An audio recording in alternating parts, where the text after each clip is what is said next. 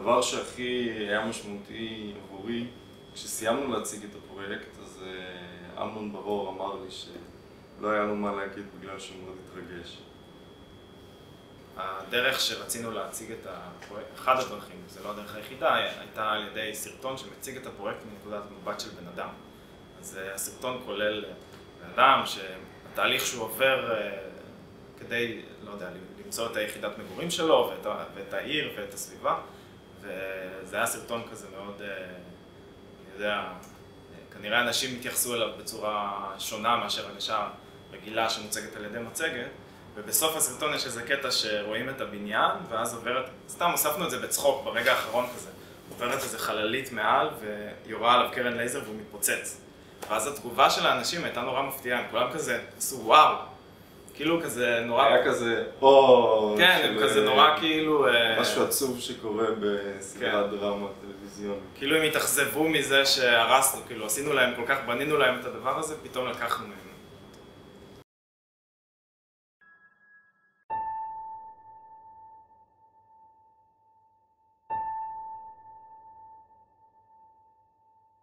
The new residential environments of the last decade suffer from anonymous repetition, both at the apartment and the public space levels, preventing development of personal identity and identification with the place.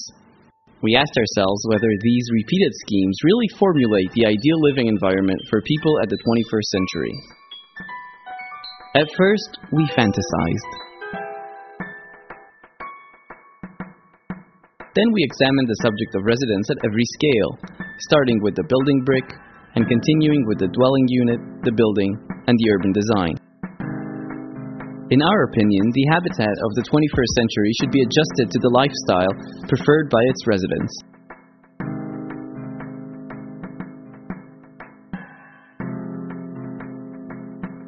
Take Eric, for example. For Eric, several activities require the most minimal space. The minimal space required for Eric to sit, and the minimal space required for Eric to shower, are combined into a bathroom space. He takes a similar approach to design spaces for other activities such as sleeping and cooking. Eric creates the space of his apartment, chooses form and layout.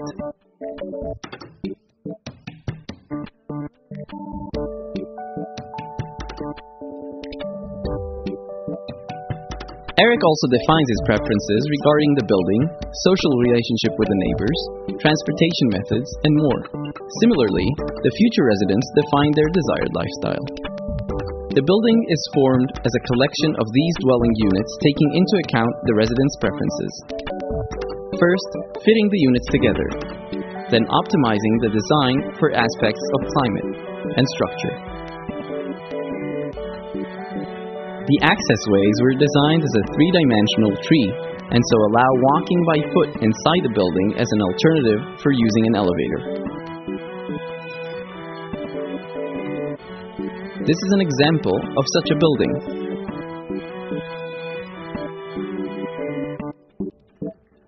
At a larger scale, urban design is based on both residents' preferences and contextual aspects. To overcome the fixation of existing urban patterns, we have developed a software which suggests a city plan based on the relations between the street, buildings, and open spaces. You're welcome to try it out on the web at www.glocally.com. As a case study, we took an area in southern Tel Aviv, defined green areas, main roads, bridges and buffer zones, and ran the software. A combination of several outputs according to the different sets of parameters formed the basis for the urban design, which could be designed according to the residents' chosen lifestyle. The design suggests street and public areas suited for pedestrians in a high-density urban environment. Now that we have detailed plans, what's next? In order to allow freedom in design, we have developed a concept for a new construction technology. The technology uses mass-produced generic units, which are assembled on-site by a robot. The bricks are cut and pasted in place. Steel beams run through the bricks connected to one another using a generic joint connector, which allows freedom on two axes. The automatic construction technology using mass-produced elements can allow construction of free-form buildings at low cost.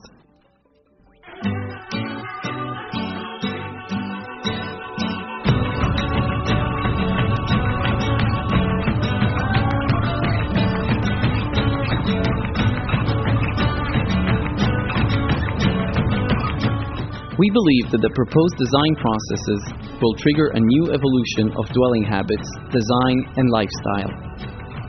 These new environments will incorporate the characteristics of joy, variety, and freedom.